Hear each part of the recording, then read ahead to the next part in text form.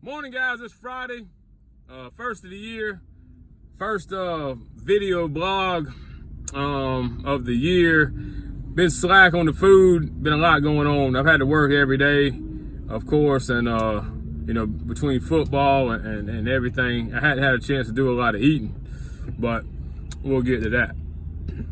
I wanted to post this in a video because I didn't want to post 12 different Facebook posts or Twitter posts. And first of all, the bowl games. I keep seeing people post on social media how there only needs to be a 16-team playoff, and all these bowls are stupid and they're a waste of time, and I can't even wrap my head around it. I mean, think about it in this respect. You go into work this morning or for lunch, and there's a chicken wing buffet, and it's got everything from mild, medium, hot, extra hot, teriyaki, terry hot, garlic parmesan, lemon pepper, whatever, dusted and dry rub and smoked. You got 12 or 15 options. You a medium wing guy. I mean, do you walk up to the thing and say, take these other wings out of here? I don't want nothing but medium wings. I don't want the raw fries, the celery and blue cheese, and the cheese sticks and everything that comes with it. I just want medium wings. And that's what you sound like if you say something stupid like too many bowl games. Enjoy the ones that are good. Granted, Miami and La Tech, not a good bowl game. Yesterday, Cincinnati beat the brakes off Boston College. They didn't have a couple starters. You know, it doesn't cost you more. You can turn it off. You don't have to watch any of them but the ones you want to watch. And if you're a Clemson fan, you still get to watch Clemson play 2 bowl games, and all that other 35 bowl games are thrown in for free. And you don't have to watch any of them. Or you can watch 2 of them, or 10 of them, or 20 of them, or all of them. I mean, it doesn't cost you anything. Just turn the damn TV.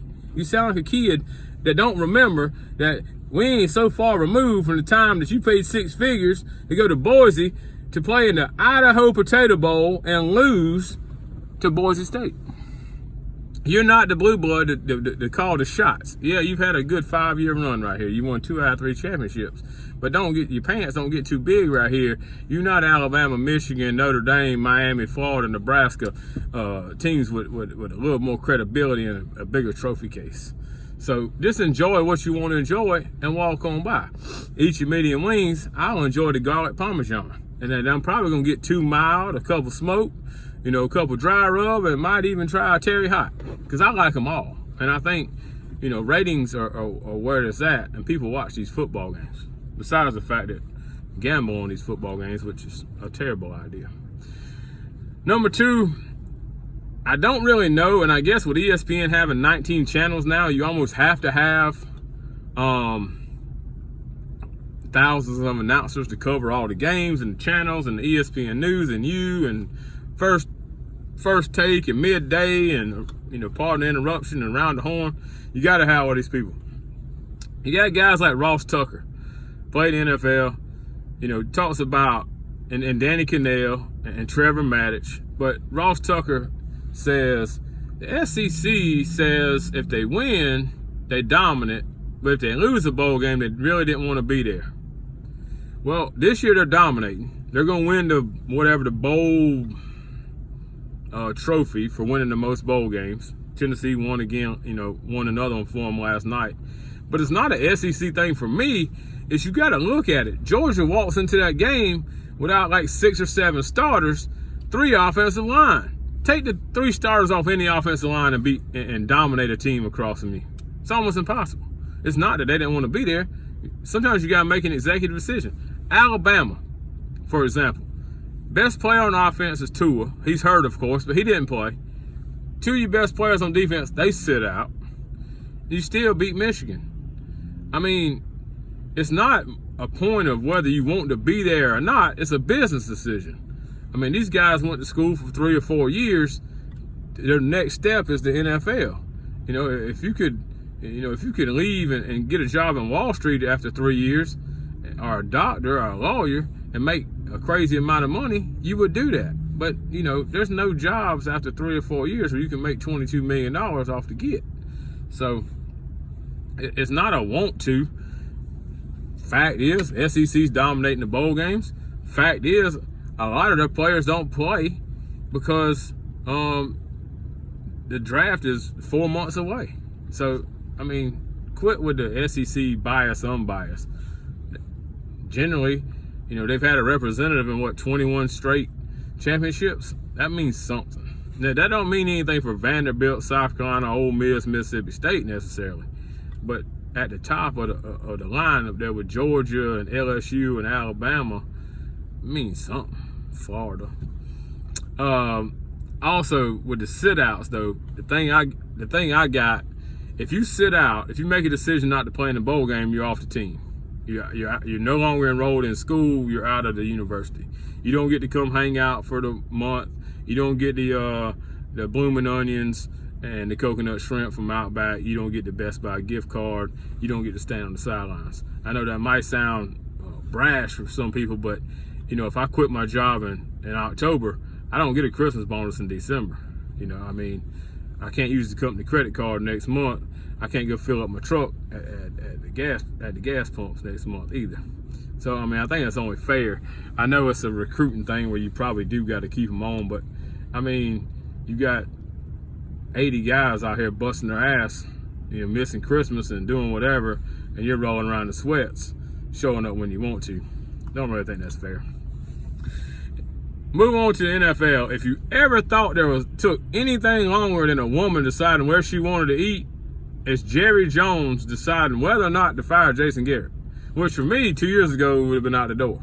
I don't know who you should replace, but to have 3 meetings with a guy you see every day in the office and seen his performance and seen the underperforming Dallas Cowboys when you got max contracts up and down the line, you should have been fired 2 years ago. You didn't fire him when they lost to Philadelphia. It should have been it right there. You can coach this last game against the Redskins, but pack your shit and get on down the road. But instead, you drew it out for 2 or 3 weeks, and a lot of people feel sorry for guys getting fired as coaches, college and pro otherwise. Look at your pay stub this week. You'll never make what they made in that tenure as a coach in a 3-year span. You never. And it sucks that people do get fired, but you're talking about guys who make, $4, $5, $6 million in 1 year over 3 years, $15, $18 million. You never gonna make that money, and nobody feels sorry for you. So I don't get it. Next up, the NFL playoffs start this weekend. Everybody and their brother thinks the New England Patriots dynasty's over. They lost to the Dolphins last week, which sometimes it happens. They lose to the Dolphins. I don't know what the curse is with the Dolphins, but they lose that game at the end of the year. Usually not in Foxborough, but anyway, they lose, and everybody thinks Tom Brady and the dynasty's over. Not so fast. They'll beat the Titans this weekend. There's no way Ryan Tannehill, Mike Vrabel, any of those guys are going to put enough together to come into Foxborough and beat Tom Brady when he really wants it. You got veterans like Julian Edelman's going to step up, James White, young guys like Sonny Michel. They'll do enough just to get it done. Stephon Gilmore make a play. They'll do enough to get to the next round. Now, they may lose the next game because something just ain't clicking with them. But to think that Tennessee Titans is going to come into Foxborough and knock New England Patriots out, asinine. On to the New England Patriots. I don't understand where people think that because you on the New England Patriots coaching staff, you can coach. Josh McDaniels is the hottest candidate to be with the Panthers or the Giants or the whoever or whatever. We've seen this before. We've seen the championships when Charlie Weiss jumps out and wants to be a head coach and fails at Notre Dame, fails at Kansas, fails as offensive coordinator at Florida, disappears. Guy sucks. Gets paid a lot of money, but sucks. Romeo Crennel, head coach, sucks. Matt Patricia at Detroit, below average, sucks. And then Josh McDaniels stepped out and then comes back, and now he looks like he's good again. Well, anybody looks good in that situation. I mean, look how good Lane Kiffin and Steve Sarkisian look at USC under Pete Carroll. You play in PlayStation, man. You got Matt Leinart, Lindell White, Reggie Bush, Mike Williams, Fred Davis. A great defense. And it looks like you're doing something. Bill Belichick runs that team. Tom Brady runs that offense. Josh McDaniels or otherwise. it's all about that. Eric Bieniemy from the Chiefs is another candidate. The Panthers said they will interview him twice. Eric Bieniemy is just a puppet behind the puppet master, Andy Reid. Andy Reid runs that show and turned Pat Mahomes into an all-pro. Nothing to do with Eric Bieniemy. Eric Bieniemy does the old signals over here, but, Andy Reid's got the Waffle House menu up, covering his mouth, telling you what the play is to run. It has nothing to do with Eric Bieniemy. I'm sure he's a great guy and maybe a decent coach, but we know where the bread's buttered in the organization, and Eric Bieniemy is this happens to be lucked into a spot where he doesn't want enough control, where Andy Reid can still call the plays and Bieniemy can call himself coordinator. Speaking of which, got 4 games this weekend. Patriots, like I said, beat the Titans. I don't think anybody can mess with the Saints or the Seahawks this weekend. Saints are at home. Seahawks, they make stuff happen. They're going to beat the Eagles. Eagles are at home, but Russell Wilson's like 21-4 on the road or something like that. And then the Bills will beat the Texans. I got no confidence in the Texans in the playoffs. Bill O'Brien's garbage. Deshaun Watson's never won one. I'll take the Bills. I like Josh Allen. He makes things happen. That defense is really good. So that's just what I'm saying. Keep all the bowl games. Enjoy them all. Enjoy the ones you want. Throw the ones you don't want in the trash. But let us enjoy the mild wings. Let us enjoy the lemon pepper wings if we want to. Just because you don't like them, a lot of people do. Looking forward to next Monday night. I'll probably preview that beforehand, but I think it's going to be a slobber knocker, and I can see it being a 45-42 game. I don't think Clemson's defense is as good as it has been in years past. LSU's defense isn't as good, at all.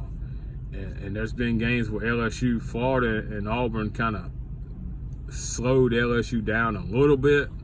And if Clemson can hold LSU to 31, 28 points, somewhere around there, Clemson can score that many points against them, or maybe more. And if T. Higgins is in the game and his head's right, Travis Etienne can get a little footing in the running game, Trevor Lawrence to do his thing, defense can make a play here or there. This could be an instant classic right here. Not willing to pick a team just yet. That 4.5 points is a lot for a team that just won the national championship. I would lean Clemson with the points right now, but looking forward to it. Thanks for watching. We're going to get on the road this weekend. I'm going to get at least one review in there. Been slacking.